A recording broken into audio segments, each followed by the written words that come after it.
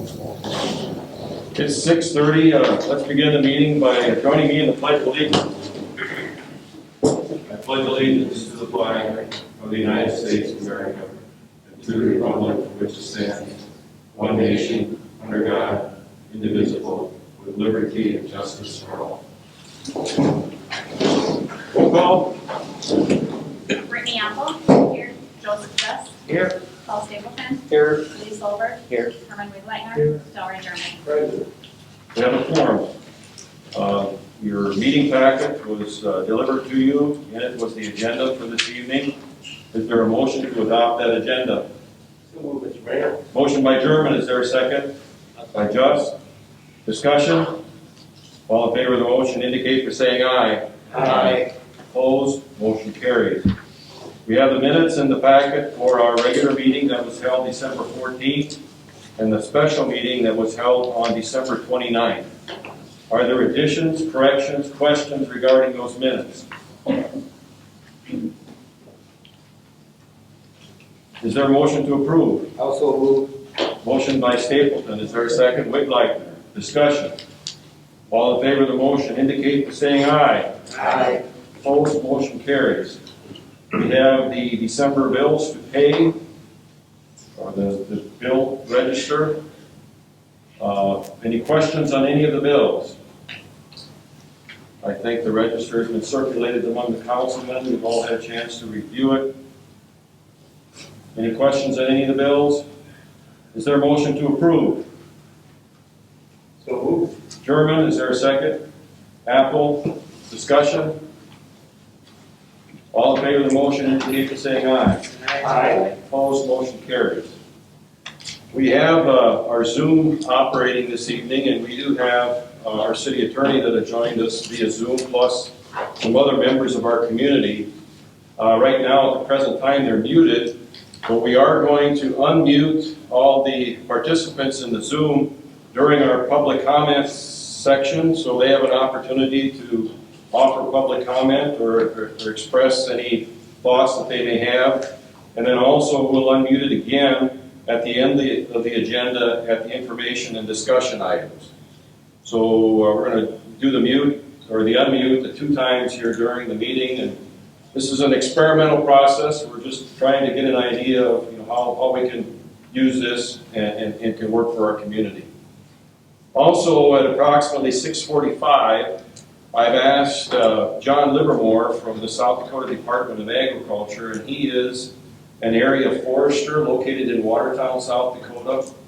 We've had some discussion in our community about replacement of trees and doing a tree inventory, and I guess I've asked him to visit with the city council a little bit so he can get some direction as to putting together a plan for the city on replacing some of our trees in town here, particularly ash trees over a period of time.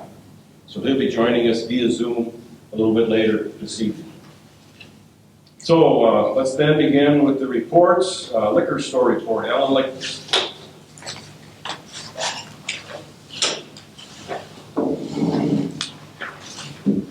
Hello. We had a pretty decent month, profit-wise. Although we are still looking for someone to work at the liquor store, Connie took a different job. So if we're Part-time gonna do- position? Part-time position? Yes. Yes, Are you mainly looking for weekends or? yes, weekends? Fridays and Saturdays. Is that the way it will be stated, just for weekends, if we re-advertise for worker? Well, Part-time? if I would happen to need somebody during the week, Yes, once they got orientated and they could work by themselves, okay, but it would be night shift. so it won't be just weekends. No. You just have to re-advertise. It's in the process, isn't it, of advertising? Okay. But otherwise, that's all I have. Other questions or comments for Ellen? What was the repair? The what? Repair? The repair, that was the part that was built on for the COVID. the entrance. Someone entrance in it?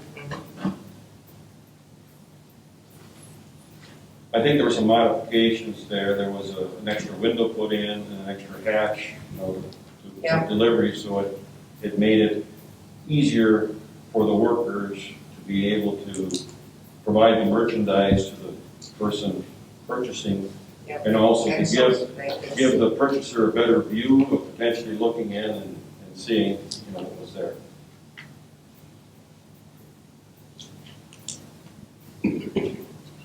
Other questions for Ellen?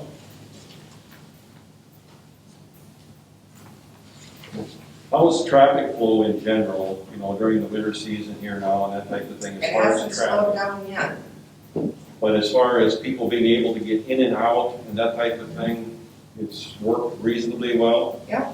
Okay. But we've got a really good winter. Come when it gets cold, they might have a problem standing outside. And our delivery trucks have become more accustomed to the deliveries and that type of thing. A little bit of learning curve there with the person that was learning how to drive a truck and backed over one of the lights. He Sometime ago. wasn't learning, Yep. he was an old guy. Oh, okay.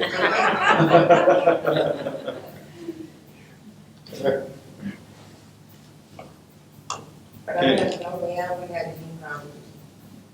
Okay, thank you, Ellen. Thank you. Thank you. Chief Crimans?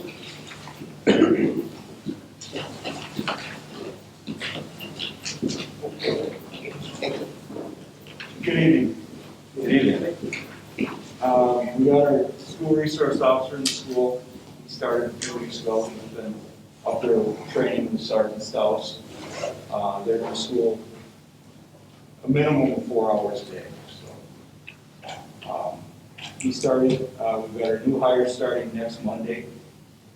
That are scheduled to be sworn in following Thursday, so she'll be starting on Monday. As far as everybody in the department goes, we started getting our shots. We have 2 left to get shots. Tomorrow, the first dose, and then we have another dose to get, so we're in the process of getting the shots taken care of. Other than that, I don't have anything else. Has the vaccination process been pretty seamless as far as organization and being able to do it? And you've done it up at CDP from what I understand. We did it at CDP, yeah, it went really smooth. I got mine, 4 of us got ours last Tuesday, and then the other 2 are getting them tomorrow. It went really well, yes, last week.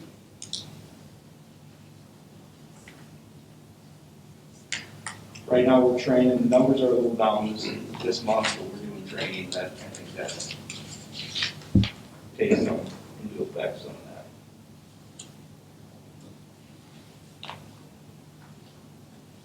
Okay. Any questions for the chief? Okay, thank you. Yep, thank you. Street and safety, Myron Dowd.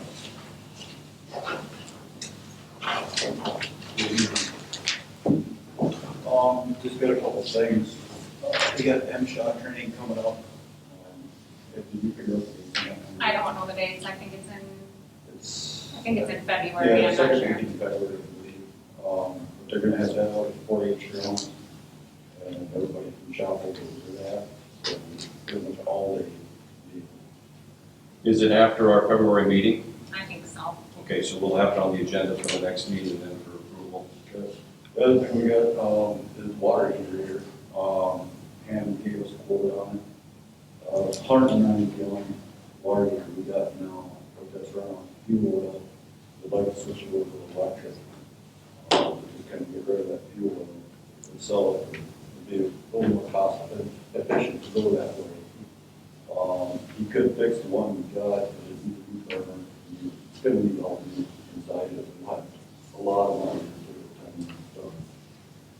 So let's see if we can okay to put that in. Issue with the water heater is that it's got a separate injection system for the fuel oil, and that is what's been troublesome to maintain that. If we converted it over to electric, it would certainly simplify the operation of the water heater And then we still have a circulation pump, from what I understand, that could be plumbed into the electrical hot water heater. And what we'd be looking at replacing it with, I think, is a 50-gallon Marathon. Yes. This would be a fiberglass tank type of, Yes. a tank that should last a significant amount of time. With the 10-year warranty, I believe it was on that one. But the recirculation pump, we won't have to recirculate that, that's gonna stay in the same place, and it'll work.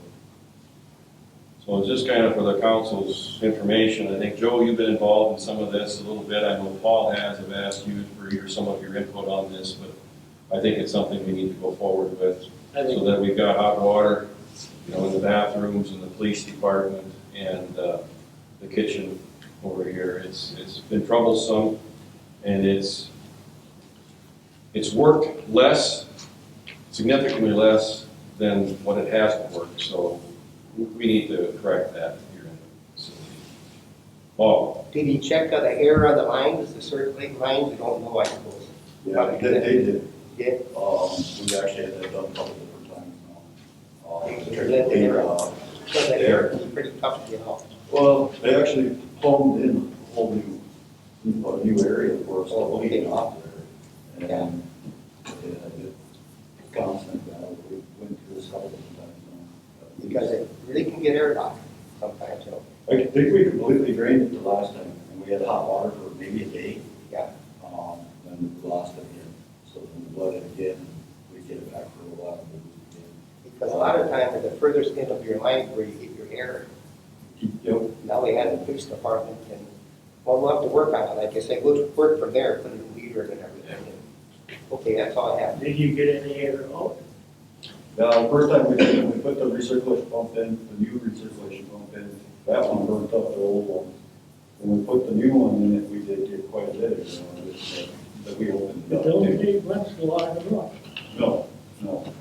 And we had hot water and fluids. Did you have the beginning when they were done? When they were done with the building remodeling? Not for long, but I can't really remember, but I don't think we did it for too long afterwards. We kind of had an issue through, well, 11 years old, is what we even got down there now. And then, speaking of trees, I got one in the park. I've been up talking to the park board members about it. The branch is off it, but we're gonna take that one completely down tomorrow.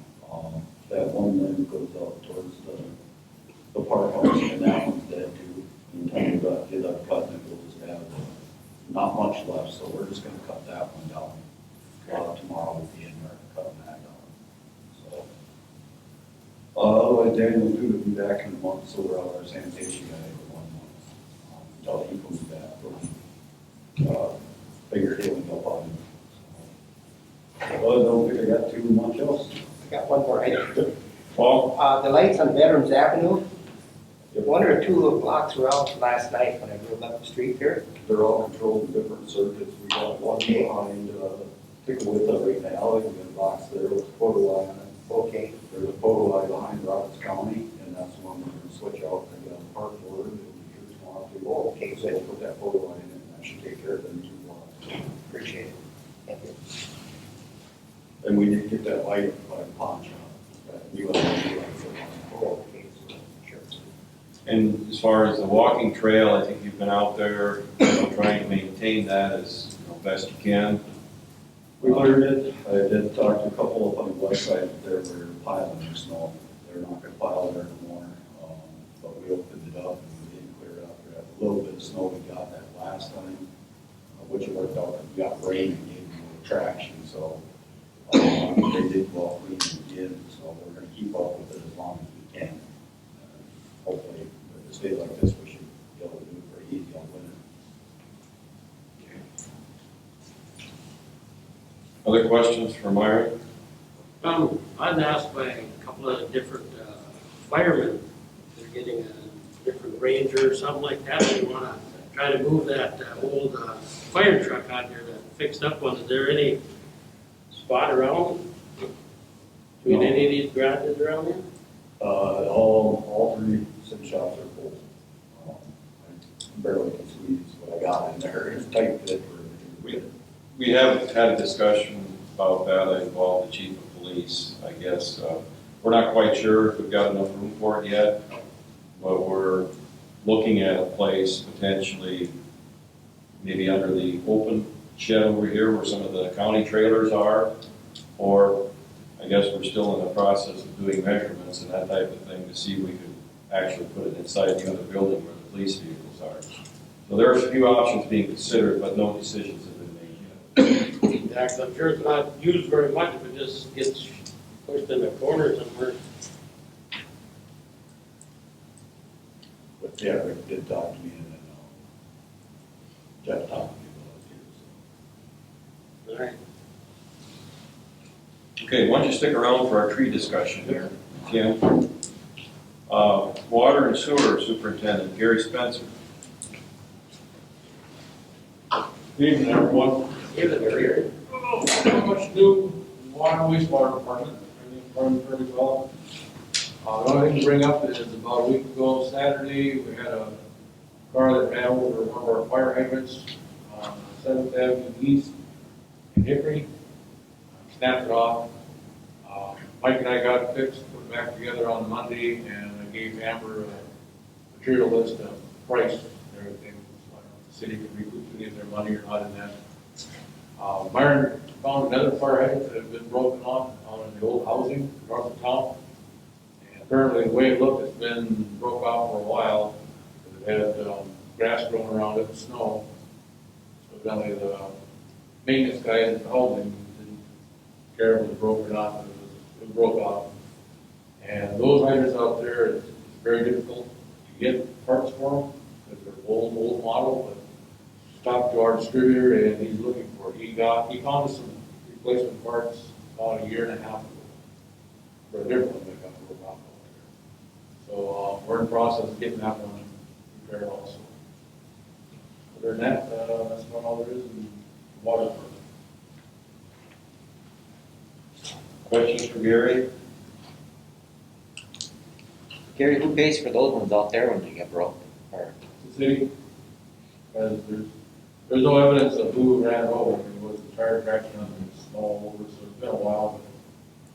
But I think generally, if we can find out who ran it over, like turn it into their insurance company. Yeah. It's not the same one that's being run over, is it? No. Would it be worth putting some pylons and concrete pylons in front of them? Oh, probably not. It gets interfered with the firemen. So it doesn't happen very often.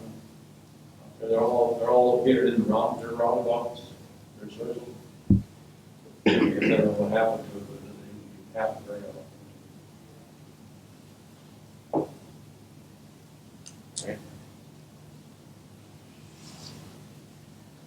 Don't see any other questions, Gary. Thank you.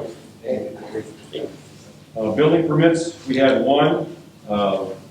Douglas Mador, 212 Hillview Road for a storage shed in the backyard. The zoning board did review that building permit application, found everything in compliance. Is there a motion then to approve 2021-01 Douglas Mador storage shed building permit? Motion by Solberg, second. I'll second it. Stapleton, discussion. All in favor of the motion, aye. Aye. Opposed, motion carries. Finance report. Amber, do you have any comments on the December finances? No, not unless there's any questions. Any questions? If you look at the sales tax revenue year-to-date, our budget was about $1 million. Our year-to-date revenue is nearly 22,000, and I think there will be some more potentially coming in. Won't there yet before the Yes. 2020s are finalized? Yes. So we're tracking pretty well with that. We've had some discussions on that in the past. Okay, is there a motion then to approve the December 2020 financial report? Motion by Wigleicher, seconded by Apple. Discussion. All in favor of the motion indicate by saying aye. Aye. Opposed, motion carries. I guess, John Livermore, can you hear me now? Yes. Okay. Welcome, John. We can hear you. Can you hear me okay? I sure can. Okay, great. I guess I had a conversation today with John, and we've been communicating in the past via email. John is with the South Dakota Department of Agriculture out of Watertown, South Dakota. And I guess maybe you can describe your role with them, but he's indicated a willingness to work with our city in coming up with a plan for inventorying our ash and elm trees within the city and potentially develop a plan for replacement of trees over a period of time. So maybe, John, you can kind of maybe introduce yourself and what you do and how you see you yourself potentially working with the city. Yeah, sure. John Livermore. I'm the community forester with the state of South Dakota for our resource conservation and forestry. I know it's Department of Ag, but there's kind of a merger going on with DER right now, so that's a little level. It doesn't change my job a whole lot, but I kind of work with a lot of different communities, both rural and urban forestry. You name it. People have tree questions. The East River, they ask me. I do help a lot of communities develop their forestry plans, especially when it comes to emerald ash borer. Mainly because now that it has been found in the state, and it was found in 2018 in Sioux Falls, it's really a moving target now. So we really want to get a lot of these communities up and running with their plans, because emerald ash borer, it can be a very expensive proposition once it gets to the city. So one of the big things, my role would be with the city, would be to either literally just do a count of ash trees or an inventory. And we really haven't had an open discussion yet on what the city wants, but I am able to do either or. I mean, whether or not you do a complete inventory or just count the ash so you know what you're up against. The main reason why we do this is you don't want more than 10% of one species in a community at a time from a disease and insect standpoint, just because, well, if you lose 10% of everything, you can lose a pretty significant chunk of your forest. Well, in this case, most of our communities are right around 30. It would not surprise me if the city of Sisseton is pushing past that 30% mark with ash trees alone. So we're trying to work on not only planning on seeing, okay, well, how many do we have so we know what we're up against, but also replacements. The big thing is to be proactive rather than reactive. That's why I've been working with City of Millbank, Watertown, Clark, so that's just to name a few. And we're just trying to get out ahead of it before we get here. The main reason for that is, I'll just give you a blanket example, is say, ash tree A needs to be removed. If you remove it now, let's say your cost is $300 to remove that tree. After it's infected, it can be closer to $1,000 to remove, because this insect makes the tree extremely dangerous to work with, and many tree companies won't even work with them after they're infected to a certain level. So that's when we say, let's get these things cut out now and figure out a plan on how to do so. Some communities, just depending on their numbers, I mean, we're talking, 25 to 50 trees a year. I know it sounds like a lot, but if you do little by little, it does take the sting out of it, so you're not, throwing fill. It's like, okay, well, we're kind of hosed, we need to get all these trees out today, or within the next week or so, then it's not possible. So we want to be proactive, get out ahead of that. And the first step in that is to figure out what you have, and that's the inventory standpoint. Some of the other communities I've worked with, it's either full inventories or just ash counts. Again, haven't really figured out what you guys, what you're looking for yet. And once we figure that out, we can move forward. Okay. Questions for John? I guess maybe on a related issue, I know I'm a member of a service club here in town, our Kiwanis Club, and at our meeting today, we voted to basically purchase some trees from the Roberts County Conservation District and donate them to be planted in our parks. And as I see this thing going forward, I think it needs to be a public and private partnership to promote this. If we can get different service organizations to make an investment every year in some trees and promote people themselves to replace some trees in their own boulevards and that type of thing. But we have a lot of public space here in town that has trees that are susceptible to emerald ash borer. So we need to implement a plan, take inventory of how many trees we need to replace. There's some thought too about working with our local funeral homes so that people wish to, they can donate funds for purchase of trees to honor their loved ones, to be planted in public spaces within the city. I think there's a potential for that to work in our community as well. So there's a number of things we can do to promote, replacing trees over a period of time. So I think John's question is, I think for sure we want him to work with us, but the question would be, to what extent? Do we want a complete inventory of trees here in our town, or do we want him to concentrate on the tree inventory in city parks and in city-owned spaces? So I guess go ahead. My comment, my involvement can only be on public property. Okay. So I cannot do an inventory on any private properties. Otherwise, we would have to get permission from every single person. That doesn't exist. So it would be boulevards and public spaces. So anything that is a publicly managed space, that's what we would inventory. What that does is it does give you a broad view of what you're going to see in the rest of the community. So if I do an entire inventory of all your trees, and 30% of those trees that I count are ash, you can see that your community is going to be at about total 30%. Now it can be skewed one way or the other, but as a general rule, that's pretty close. But my involvement can only be with public trees. So I think that answers that. So boulevards, basically along the streets, and then city parks and any other city space that we would have.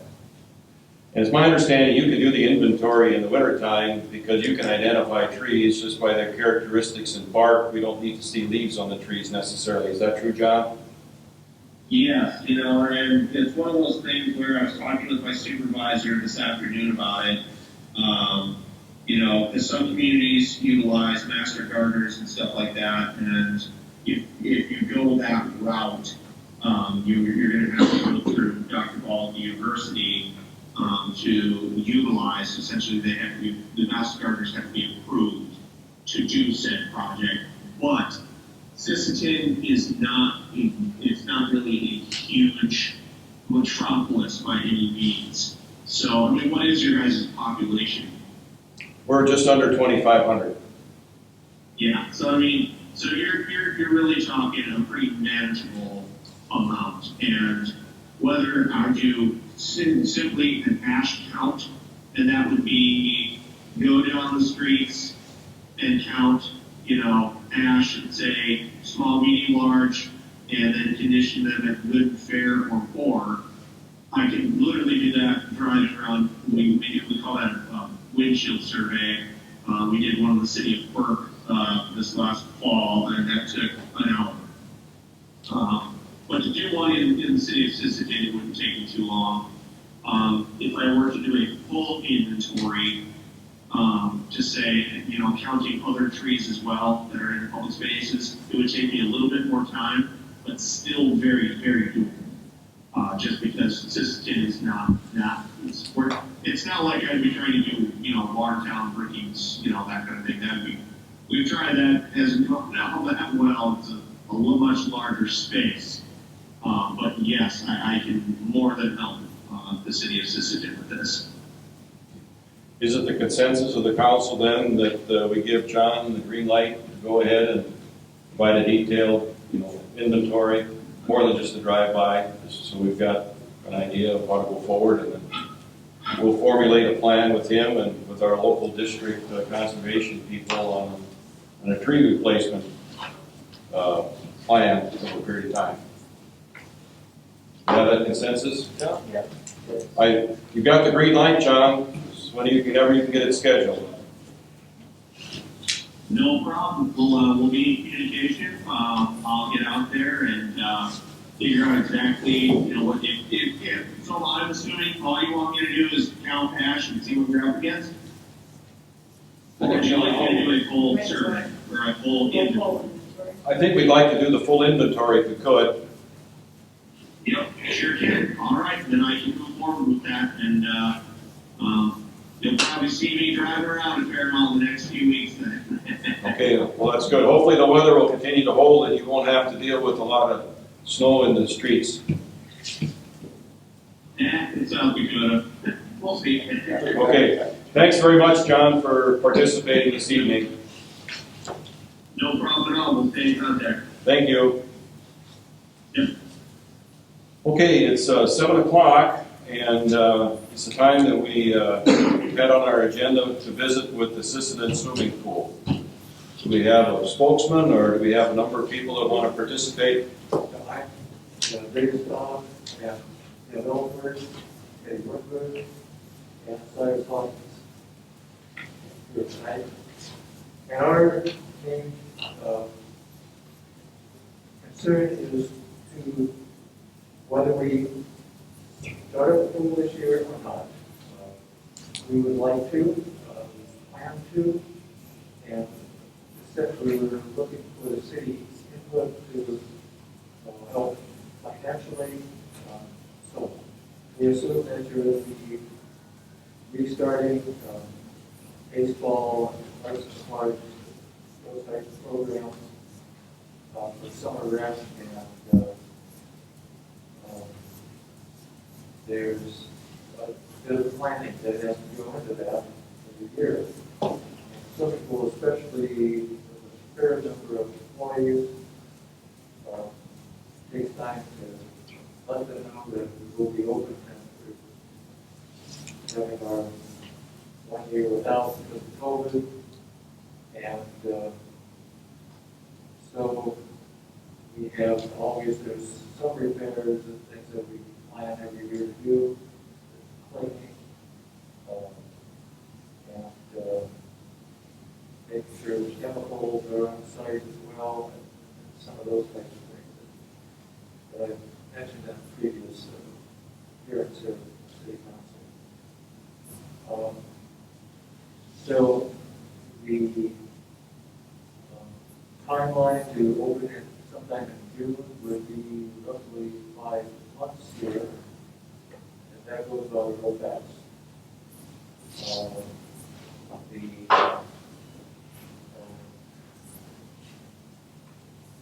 One thing that we will be looking at, as mentioned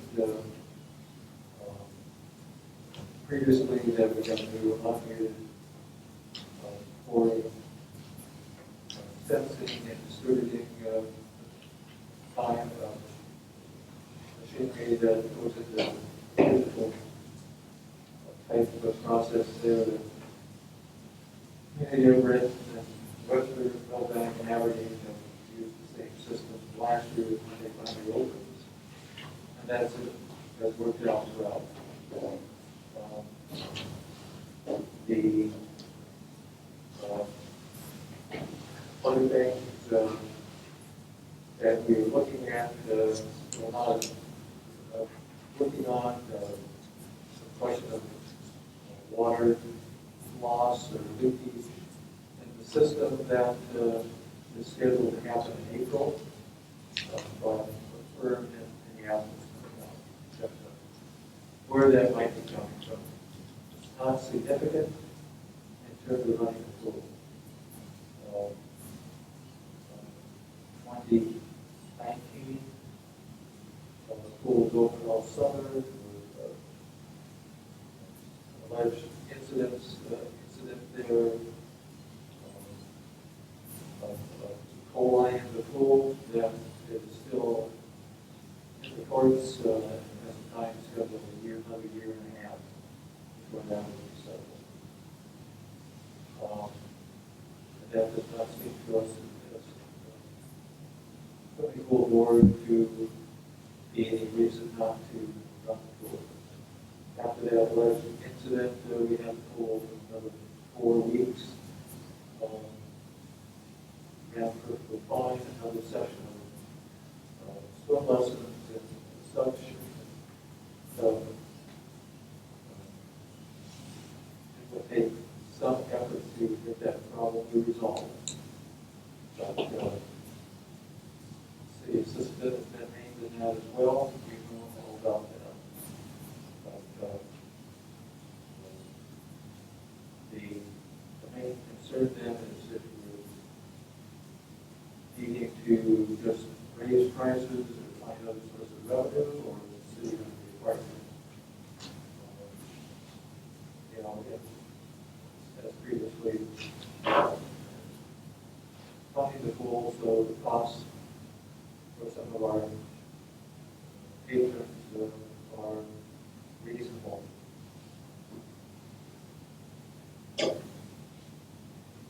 The other board members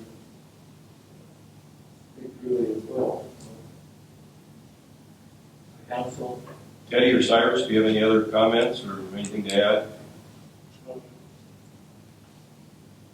I guess I don't know if everybody, could hear Dr. Staub's information, but maybe I'll just sum it up a little bit. The Sisseton Swimming Pool Association wants to operate the pool in 2021. It wasn't operational in 2020, primarily due to COVID. He did mention also that there is pending lawsuit where the Sisseton Swimming Pool Association has been sued, and likewise the city of Sisseton has also been named in that lawsuit. And for the public information, the city of Sisseton does not operate or manage the pool. Our role over the years has been simply to make an annual donation to the operation of the pool. And that's been the extent of our involvement over the years. Nonetheless, we are still named in a lawsuit that is pending. So I guess, unfortunately, that is the case. And I guess it'd be my position as mayor, while we're in that litigation, I think it's prudent for us to find out how that litigation is going to end up being resolved before we can continue to make donations to the swimming pool. But the city council, I guess you can ask questions or voice your own opinion in that regard.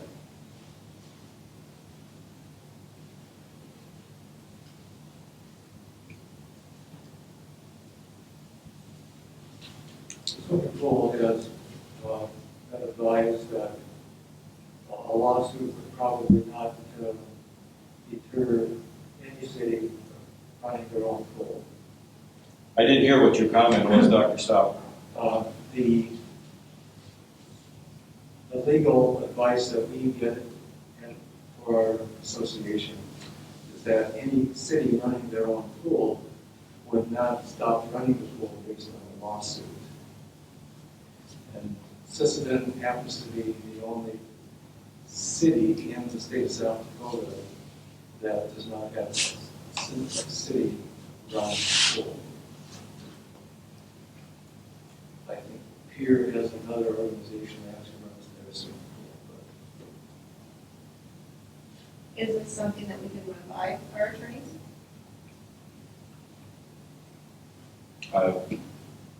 We have done that already.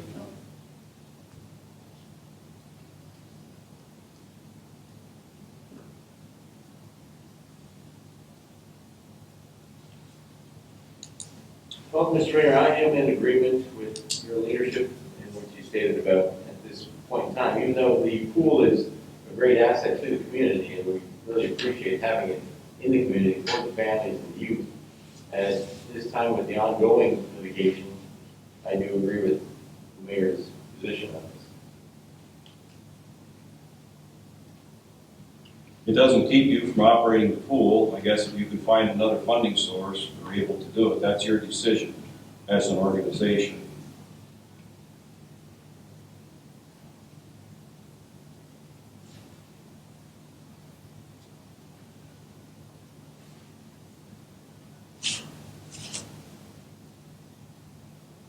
Any other comments from the council?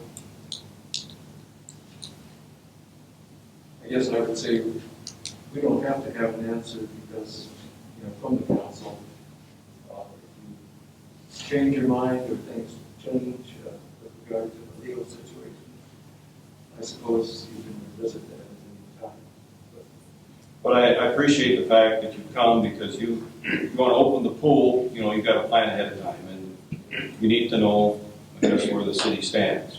So hopefully we can provide an indication of that this evening, and I think we have. Could we reach out to our attorney again and visit with that again, just to make sure that, We sure can. We'll have to arrange for that in executive session at another meeting.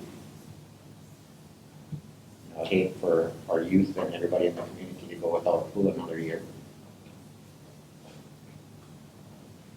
Would it change things if the city would take it over 100%? I mean, is that something that you would consider? That's not a decision we're going to make during the time we've got pending lawsuit.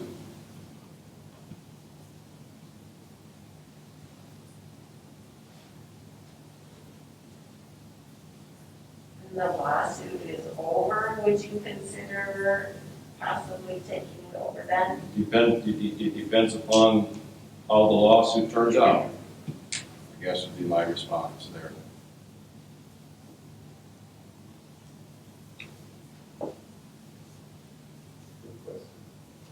It is a very legitimate question.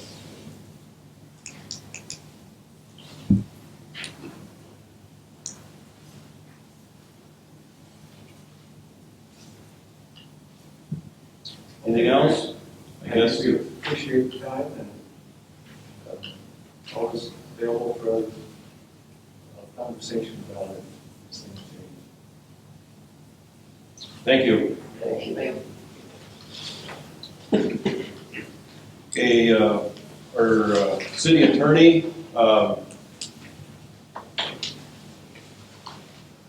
Cameron, do you have anything for the council?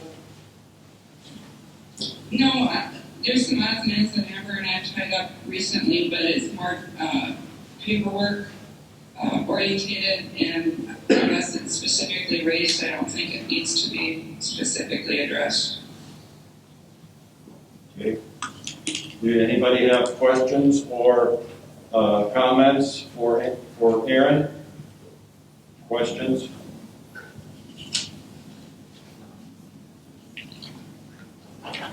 Okay, as I mentioned at the beginning of the meeting, we do allow time for public comment at our city council meetings. Now would be that time. Is there any public comment from those present here or that have joined us via Zoom?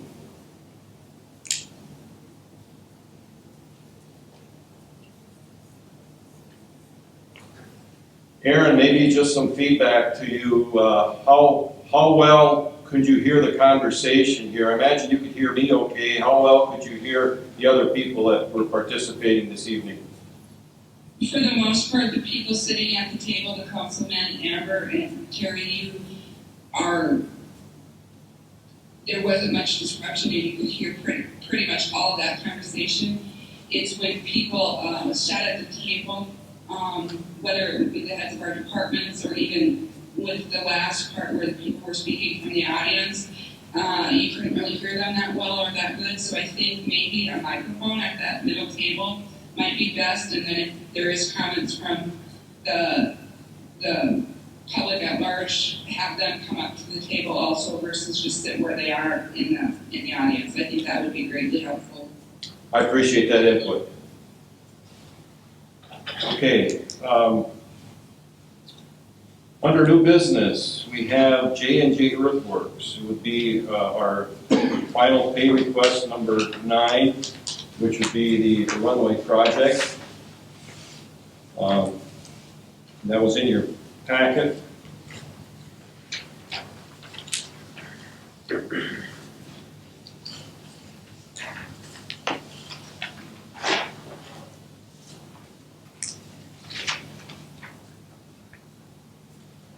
So the final pay request is for the amount of $61,000. Any questions about that final pay request? It has been approved by our project engineer. Is there a motion then to approve pay request number 9 to J&J Earthworks? So moved, Mr. Mayor. Motion by German, is there a second? I'll second. Seconded by Solberg. Discussion? All in favor of the motion indicate by saying aye. Aye. Opposed, motion carries. We also have a change order to Sisseton Electric on the airport project. Basically, it amounts to they used one less junction box than what they had in the original specs. So the total project was reduced in price by $965. Is there a motion then to approve that pay request? Also moved. Motion by Stapleton, is there a second? By Just. Discussion? All in favor of that motion, aye. Aye. Opposed, motion carries. Then we do have the final payment to Sisseton Electric to include that change order. And the final pay request is $5,825 to complete the electrical work on the runway restoration project. Is there a motion to approve that payment? So Motion by Solberg, is there a second? Just. Discussion. All in favor of the motion indicate by saying aye. Aye. Opposed, motion carries. It's the time of the year where we publish vacancies for the positions that are open in our municipal government. The position of mayor is open for the coming year. Ward 1 Alderman Lee Solberg for a 2-year term. Ward 2 Alderman Herman Wigleiter for a 2-year term. And Ward 3 Alderman Delray German for a 2-year term. Those positions are all open. So we need to set the date for our election. And then we also advertise these in the paper in the opening, and I think that the final day to submit a nominating petition for these positions will be on 26 February of 2021. And you can begin soliciting petitions on January 29th of 2021. So is there a motion then to set our 2021 municipal election as of April 13th, 2021? Also moved. Motion by Stapleton, seconded by Apple. Discussion? All in favor of the motion indicate by saying aye. Aye. Opposed, motion carries. Okay, discussion items. The last city council meeting, it was brought up about the possibility of holding City Hall open over the noon hour for somewhat of the convenience of our public. I guess we've had a month to kind of think about that, and our staff has had a time to weigh in on that and think about it somewhat. And I guess maybe I can ask our staff person who his primary responsibility in staffing that as to what some of the issues may be if we decide to keep the office open over the noon hour. So Amber, your input?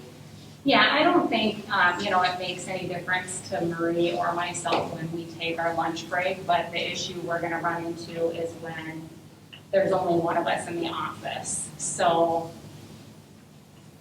if we're gonna advertise that we're open over the lunch hour, we're gonna have to commit to that and be open over the lunch hour. So if there's only one person in the office, is that person not expected to take a lunch break? That's the problem we're gonna have. So we have a problem with consistency with only 2 people in the office. For some reason, if one of those persons were sick, wasn't in the office, or they're on vacation, so there are gonna be times when, when you only have 2 people in the office where there's only one person there, they won't be able to leave. So they won't really get a lunch hour. So that will become an issue. Be less of an issue, I think, if we had more people in the office. If there were 3 people there, it's less likely to happen. You'd probably always have one around. But it's my observation that, every couple of weeks or so, you're probably going to have one of the persons out for one reason or another. Yeah, I serve on a couple of boards, so there's times that I have meetings over the lunch hour. There are times that I have city meetings or trainings, that type of thing, that I'm not available to the public. So those are some of the things that we'll run into. So it's going to be hard to be consistent as far as the public is concerned. If we're going to hold it open over the noon hour, we may have to put signs in the door at some point in time if you decide to keep it. We're just not going to be able to keep it open. So do we want to do that or not? So it's open for discussion. That's a wise. I like to leave it the way it is, the way it's being run, because I talked to Marie about it too. If somebody comes in and pays their bill in cash, to say, the deposit box, she or maybe Amber does, what she does, she gives them a letter back that they received the cash in City Hall at the deposit box, because a lot of them want a receipt. Very few, if any, right? Very few that put cash in there. Do you know offhand? Yeah, not very many people put cash in the lockbox, but if they do, she mails them a receipt, yes. But she feels like she's satisfied too, when talking to her. Noon hour, I think it should be closed. Works out good for her that way. Couldn't you somewhat switch to noon hour, like if you go from 11:30 to 12:30 or 12:30 to 1:30, so other people, if they have theirs from 12 to 1, they can still get in there. Right, but what I'm saying is that if I'm gone one day. No, you both would take the noon, you'd both be closed. You just advertise that you're not going from 12 to 1, you'd be going from 11:30 to 12:30. So you both go at 11:30 that way, if they have Yeah, lunch. then if somebody else, like I out in see. the public, if they work from 12 to 1, that's what they're saying, is that they can't get here, well, they'd have a half hour that way, depending on which way you guys went, that they would have a half hour that they could get here over the noon hour. You know what I mean? Yeah, I see what you mean. That would be both, if you were both there. But if you have someone out on sick leave, you're the only one there, then what do you do? Have any of the other councilmen heard from the public? I guess we heard last week from Kevin, your courier, but has anybody heard from other citizens in the community about wanting city council or city hall open over the noon hour? Have you heard anything from anybody in your I got a couple people boards? last meeting, Okay. not a lot. I have a feeling that if we switched it to something like that, we would, I mean, maybe eventually people would get used to it, but I think initially we'd get complaints because people are expecting us to be closed from 12 to 1, and if they come in at 11:30 thinking we're open and we're not, then they're not gonna be happy. So, but, I mean, I guess They would get used to it too. they would get used to it Advertising. eventually, but I think they've probably gotten used to it over I the could even- last. You could even put that on the water bill too, if you did decide to change it later. Is it often that you guys there's only one person here? I mean, a weekly? Yeah. I mean, I would say it's, a couple times a month at least, more than that if I have meetings. For the last 6 months probably, I've been participating in a Zoom meeting over the noon hour every week, every Wednesday. So that's one thing that I've been involved in. I don't know if that will continue or how long it will continue, but. I kind of like Joe's suggestion is moving it one way or the other a half hour, because that gives people an opportunity to come in over their lunch hour, and it doesn't really mess up you guys too much, because whether there's one person in here between You know, 12:30 Woodland's to lunch 1. hour is 11:30 to noon, so, you know, for some of us, if you moved it 11:30 to 12:30, you know, I mean, I come up here on my lunch break before you had to lunch at noon, you know, so I don't think everybody takes a lunch at noon, but. No matter which way you move, it's Yeah, gonna it's hard affect to- somebody Yeah. inadvertently. So, So Mayor, one councilman wants to keep it the same. We've got a few councilmen that are willing to consider an 11:30 to 12:30 deal, which would require a change from what the public has grown used to before, and may create some issues with changing it from the way it's always been. yeah, So what do the rest of you guys think? Are we going to reach a consensus here or not? What would you rather have, 11:30 to 12:30 or 12:30 to 1:30? I serve on a board that generally meets at noon, and it works out well for me to go to that meeting during my lunch break. If my lunch break changes, I have to take vacation time in order to serve on a board, and I'm not really excited to have to do that. I think it's difficult with two people. I like the idea, I just think it would be difficult. I'd like to see it stay the way it is. I think so. Working out good, the way it is. For now, I agree. Leave it as is. I guess that's probably my feeling as well, so I guess if we're gonna reach some sort of consensus here, I think let's, continue to feel out the people that we represent in our wards and see if there are some cases and if we can get some more public type of requests, after listening to them, I think we can revisit it. sounds good. Okay. I guess one other item that I guess I would like to bring up here is I think there would be benefit in us reviewing our city policy regarding, hiring. I know there's a number of organizations in, it's going to be similar to ours, I think the school district, and I know that Sisseton Housing, they do a formal, background check, and there are services available and resources to them to do that. When we look at hiring, as far as the city is concerned, if we're looking at full-time or part-time, it's not a service that we necessarily would have to contract for, for summer rec help and those types of things, but I think for major, hiring positions that we have, and then we're consistent, how we deal with it across the board. Because I think the only department we're doing it right now would be the police department, with any type of formal background check. If we do that, we have to change our policy in the form of an ordinance. So we would have to draft an ordinance that we would change that and there would be a formal background check. Is it something that the council wants to do? So we bring that up, probably our February meeting in the form of an ordinance to take action on that? Yes, Chief. the state is looking at changing their administrative rules on how we do background checks on police officers.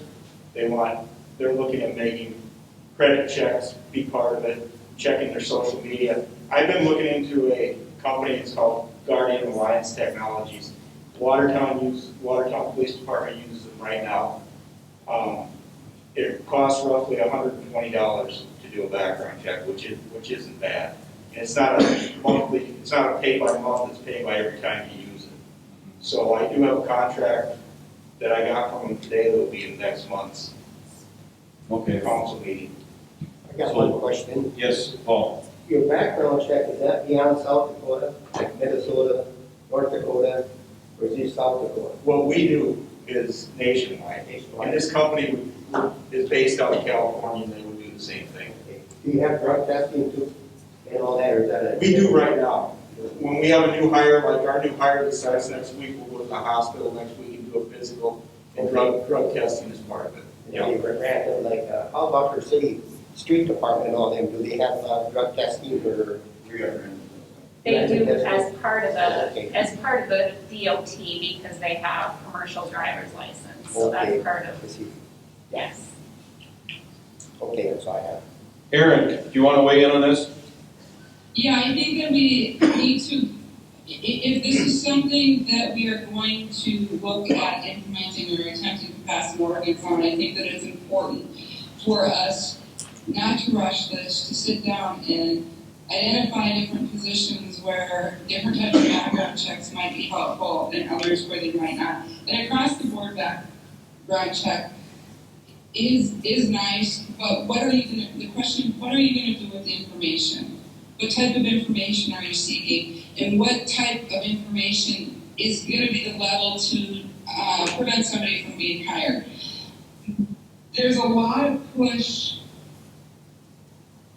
or there was before recently, there was a huge push within the employment sector to look at people and say, yeah, you have a past, but you've done better.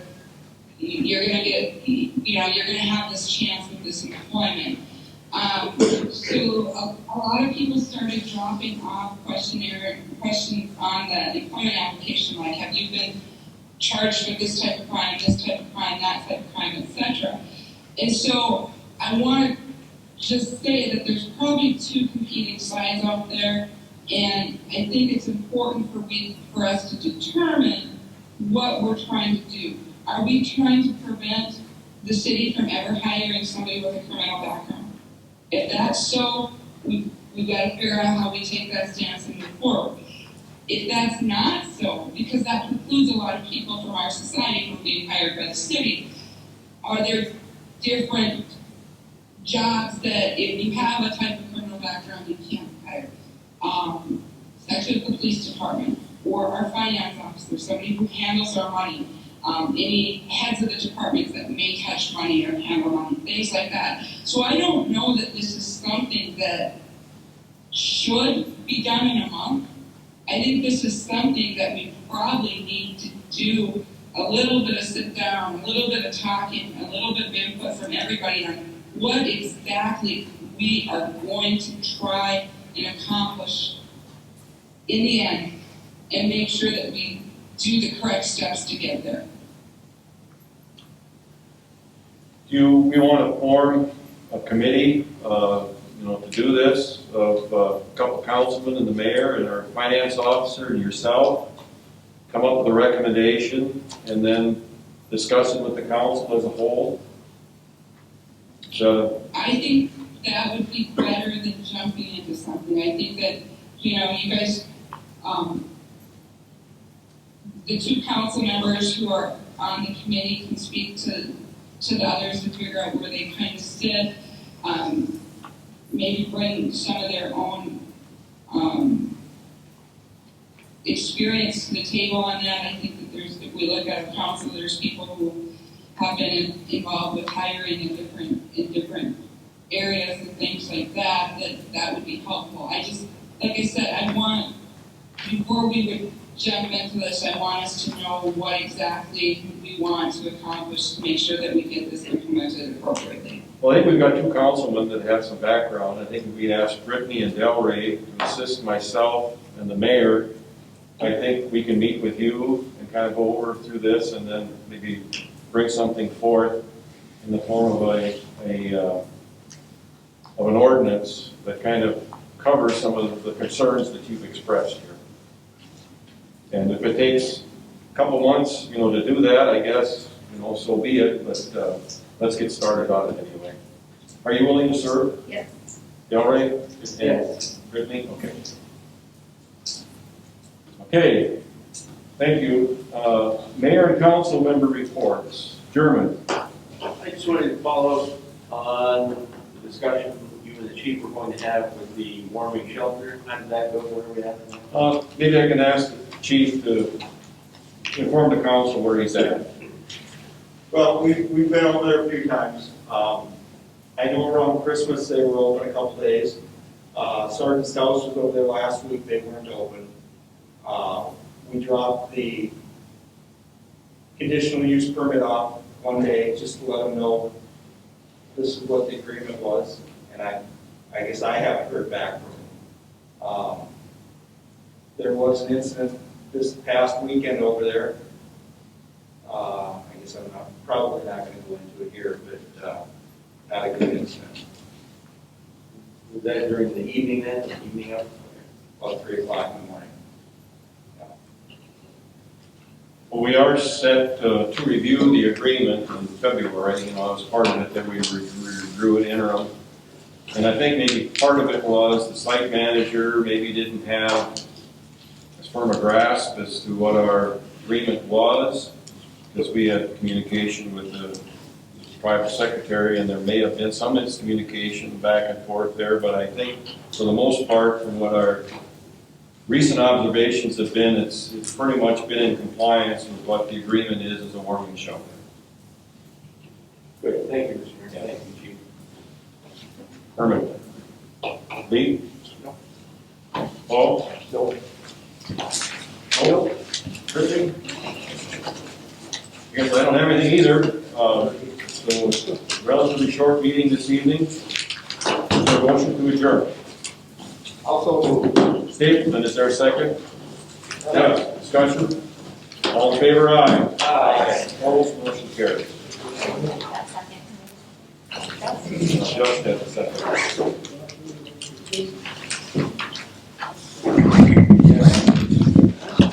This live stream is brought to you by the Sisseton Courier, First Savings Bank, Dakota Pawn and Thrift, Stilson Service with Marathon Fuels. Have a nice evening. Thanks for watching and have a great day.